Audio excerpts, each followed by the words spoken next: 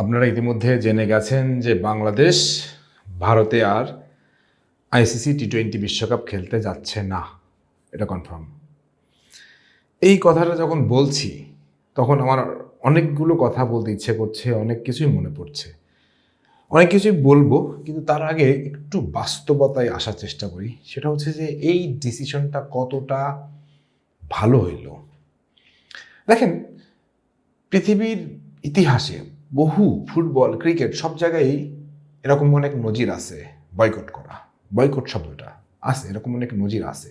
ক্রিকেটে তো আছেই, ফুটবলেও প্রচুর আছে। বয়কট করাটা যে খুব একটা ভালো জিনিস সেটাকেও আমি বলবো না, বাট খুব খারাপ জিনিস সেটাও আমি বলছি না।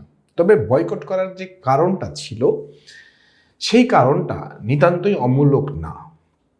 অমূলক না এই ক্ষেত্রে যে বাংলাদেশের একজন খেলোয়াড়কে ভারতের উগ্রতাবাদী মানুষের আচরণের জন্য আইপিএলে খেলতে দেওয়া হলো না, যেখানে আমরা মনে করছি যে সেখানে আমাদের মান সম্মান নষ্ট হয়েছে।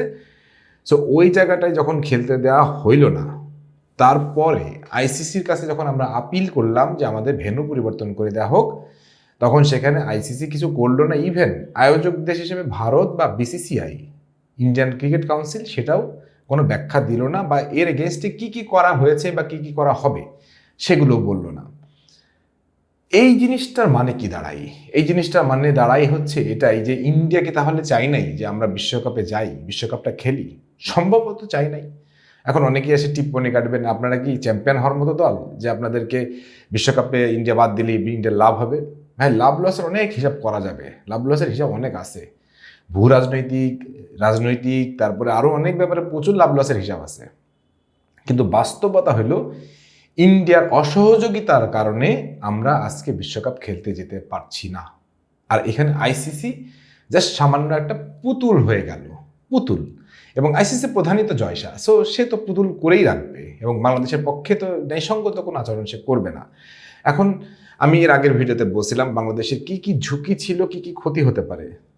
ভাই, এই ডিসিশনের পরে ঝুঁকি আর ক্ষতি চিন্তা আমরা আর করতেছি না। এই ডিসিশনের পরে ঝুঁকি আর ক্ষতি যা হবার তো হবেই।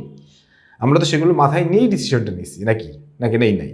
সেগুলো মাথায় নিয়ে ডিসিশনটা নিয়েছি। সো ওই ডিসিশনটা যদি আমরা নিতে পারি, তাহলে আমাদের এইটুকু চিন্তা করতে হবে যে আমাদের সরকার ডেফিনেটলি হয়তোবা তারা বেস্ট পসিবল অপশন থেকেই ডিসিশনটা নিছে। এখানে কি কি ঝুঁকি, কি কি ক্ষতি, সেই আলাপগুলো এখন আর আনবো না, কারণ সেই আলাপগুলো এখন আর মূল্য পাবে না, মূল্যহীন হয়ে গেছে। তো সরকার যখন এই ডিসিশনটা নিল, তো এই ডিসিশনের পক্ষে আমরা আসলে কতটুকু সন্তুষ্ট থাকবো? দেখেন, একটা কথা কিন্তু ক্রীড়া উপদেষ্টা বলছেন, যেটা কিন্তু খুবই রিমার্কেবল। সেটা হচ্ছে যে ভারতের নিরাপত্তার যেই সিকিউরিটি কনসার্ন, সেটা নিয়ে ভারত আমাদেরকে কোনো লিখিত বা কোনো মৌখিক কোনো প্রস্তাবনা দেয় নাই যে কি কি করা হইতে পারে।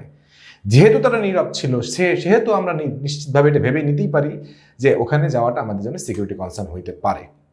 কারণ এক মুস্তাফিজকে যখন নিরাপত্তার কারণে বের করে দেওয়া হয়েছে, তখন আমার এতগুলো খেলোয়াড়, এতগুলো সাংবাদিক, এতগুলো দর্শক যাবে, তাদের নিরাপত্তার একটা ঝুঁকি হলে সেটা তো রাষ্ট্রেরই ঝুঁকি। আর রাষ্ট্রের যদি একটা বড় ঝুঁকি হয়ে যায়, তখন সেটা ভূ রাজনৈতিক পরিস্থিতিতে কত বড় প্রভাব ফেলবে সেটা নিশ্চয়ই ভারত সরকার খুব ভালোভাবে টের পাচ্ছেন। সো এই যে বাংলাদেশ খেলতে গেল না, আইসিসির তরফ থেকে আমাদের অনেক ক্ষতি হবে, ঝুঁকি থাকবে। কিন্তু এরও সত্যি বাংলাদেশের মতন একটা ইমার্জিং ক্রিকেট ন্যাশনকে, এত ক্রিকেট প্যাশনেট একটা ন্যাশনকে ক্রিকেট থেকে বঞ্চিত করা আইসিসির জন্য অনেক বড় একটা হুমকি হয়ে যাবে। কিভাবে হুমকি হবে সেই ব্যাখ্যাটা আমি অন্য একটা ভিডিওতে করব, কিন্তু এটা একটা বড় হুমকি হবে। কারণ আইসিসি যেভাবে আমাদের ক্রিকেটটাকে স্প্রেড আউট করতে চাচ্ছে বিভিন্ন দেশে, সেই জায়গাটায় বাংলাদেশে এত জনপ্রিয় একটা ক্রিকেট খেলাকে, সেই জায়গাটায় বাংলাদেশকে চেপে রাখা হলো। আইসিসি এখানে বিমাতা সুলভ আচরণ করার জন্য আইসিসিকে কোনো একদিন কাঠগড়ায় দাঁড় করতেই হবে।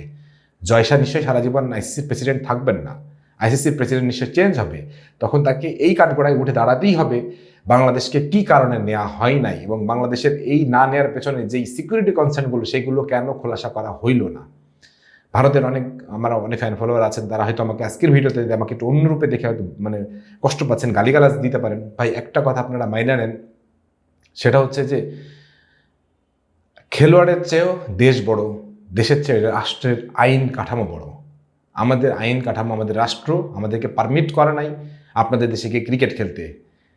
সেটা আপনাদের দেশের ব্যর্থতা, আপনাদের ক্রিকেট কাউন্সিলের ব্যর্থতা। যে তারা আমাদের কনভিন্স করতে পারে নাই যে তারা কি করতে পারবে আমাদের জন্য।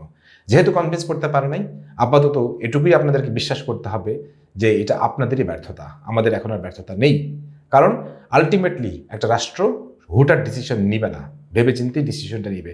যেহেতু ডিসিশনটা আমাদের নেওয়া হয়ে গেছে, সো ওই জায়গা থেকে শুধু এটুকুই বলবো, আমাদের এখন শুধু একটা জিনিসই আমরা করব, সেটা হচ্ছে ক্রিকেটিং নেশনস হিসাবে আমরা কতটুকু উঁচুতে যেতে পারি, এই জেদটা আমাদের রাষ্ট্রের মাঝখানে, আমাদের খেলোয়াড়দের মাঝখানে, আমাদের বোর্ডের মাঝখানে যত দ্রুত সম্প্রসারিত হবে, তত দ্রুতই আমরা মানুষদের দেখিয়ে দিতে পারবো আইসিসির এই ক্রিকেট টুর্নামেন্টে আমাদেরকে বাদ দিয়ে, আমাদেরকে খেলতে না দিয়ে কত বড় ভুল তারা করেছিল। এই ব্যাপারে আপনাদের যদি কোনো মতামত থাকে সেটা অবশ্যই কমেন্ট সেকশনে জানিয়ে দেন। সবাই ভালো থাকেন, সুস্থ থাকেন, আল্লাহ হাফেজ।